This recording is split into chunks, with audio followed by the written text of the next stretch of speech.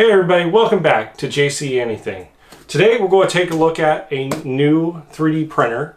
Now this is not the first one I got. I actually got the Monoprice Mini SLA already, and that was version 1. Today we have version 2. Now you're probably wondering why we have a version 2, and I've already had a version 1 and you're not seeing it here. Well, the version 1, I had some issues with the display and it wasn't working properly. So I called Monoprice up, and they actually were able to send me out a version 2 in exchange for the broken version 1. Now, this isn't even listed on their site as a version 2 yet at the time of filming. It may be now. And as far as I know, there's a couple changes to the actual Z platform for going up and down as far as stability and things like that. I haven't actually seen inside the box or any information on the manufacturer and what they've actually changed. It's just a couple tips from Monoprice that they have changed some of the parts inside. Hopefully we'll find out inside the box. But that being said, let's go ahead and open it up and just get all the parts out and see what's inside.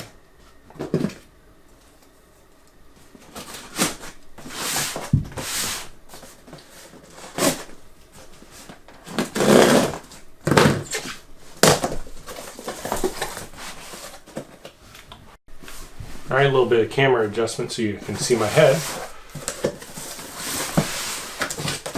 On top, we have the Monoprice MP Mini SLA manual. I don't see anything specifically saying version 2 on it, but let's go ahead and pull this out real quick.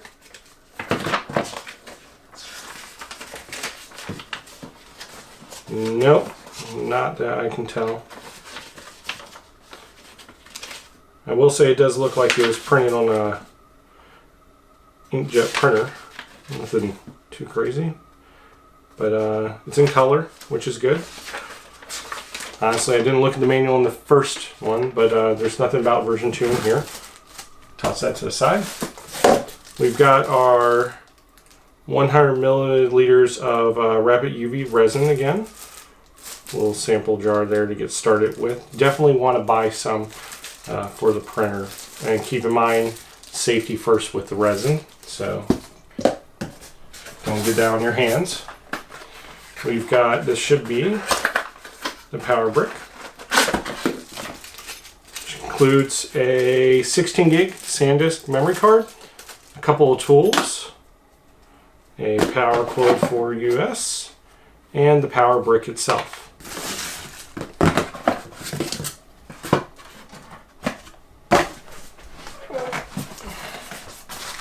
Silica gel, and then the printer.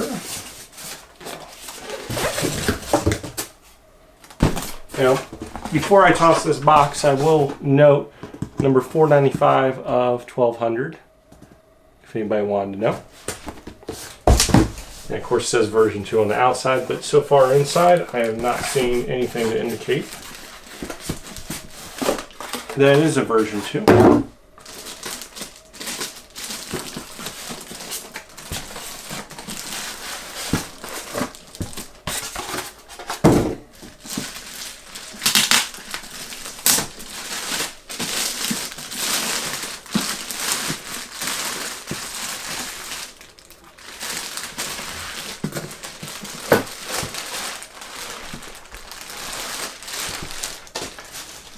Now, if you haven't seen one of these before, it comes with plastic pretty much on most of the casing itself.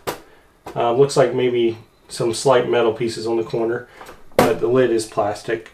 Plastic bottom, LCD screen, couple of buttons. On the side over here is your memory card slot, and then venting on the left and right, almost like a handle, and power cord hook up here, and a power button. Not much to it. It does include wireless, and I was able to use that on the version 1, although the built-in slicer on the version 1 did crash on larger objects that were being sliced. Smaller objects, no problem, but larger, more complex, definitely. Alright, we've got quite a bit of tape here, and they changed the Z gantry quite a bit.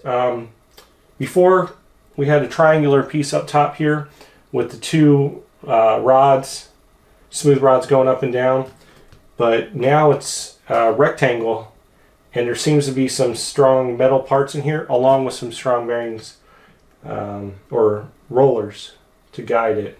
But that's definitely been changed quite a bit, and the coupler has been changed too on the threaded rod.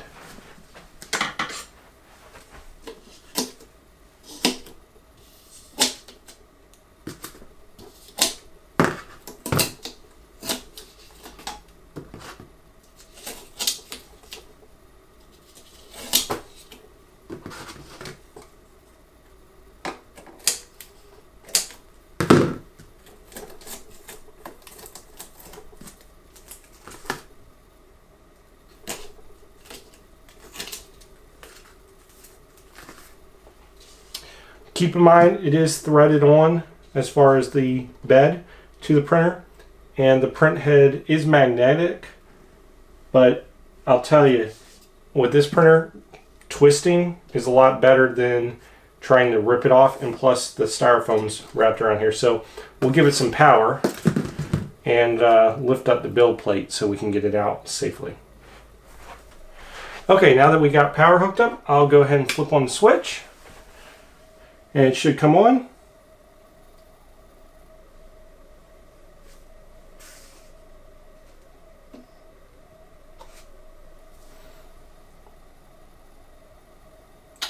When it starts up, it's going to give you the web URL that you can go to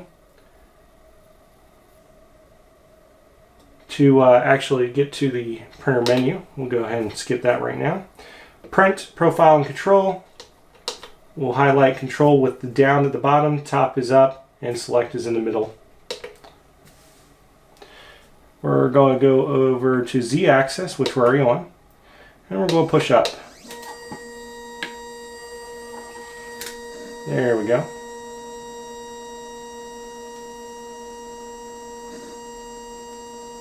Seems very smooth. Go ahead and start removing this the rest of the way.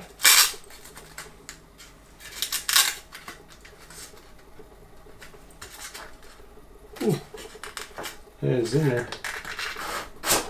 Oh, there it goes. Don't remember if the packaging is exactly the same. Resin vat, looking similar. Go ahead and take this off.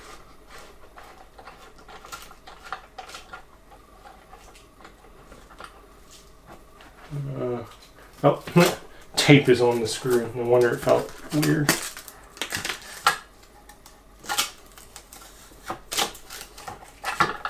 Pull that off.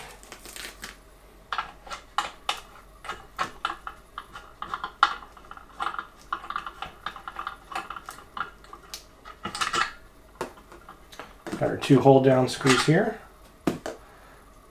Our resin vat using FEP film. Smoothed. Really taut.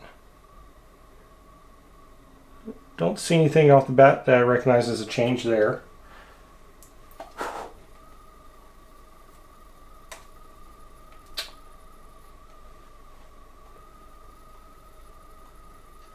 Don't remember, but that looks like there's a bigger lip on the screen area here as far as how far it's lifted up. And it does look like the screen edges and this have a vinyl sticker on it that's holding the LCD in. I'm going to put that back for now.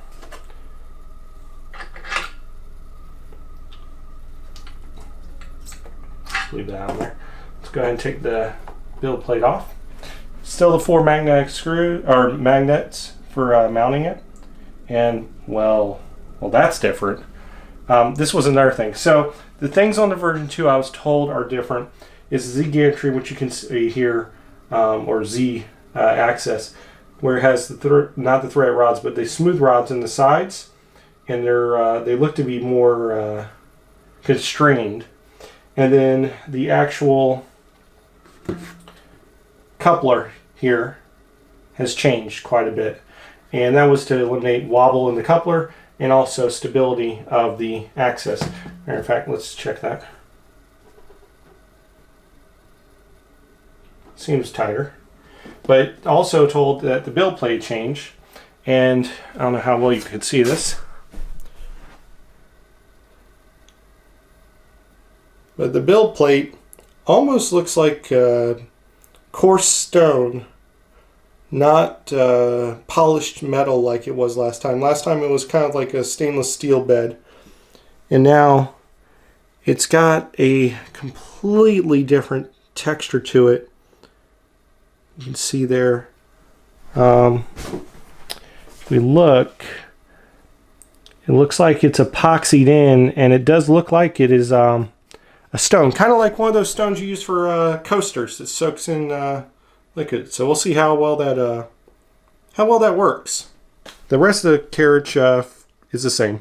It's just a plate itself. It definitely has a texture to it, a rougher texture, and I'm guessing that's to grab one of the parts better when pulling from the film, which is one of the biggest issues I had with the first one. When doing a large part, it would pull off of the platform here, even with large curing times of 60 to 80 seconds for the first couple layers.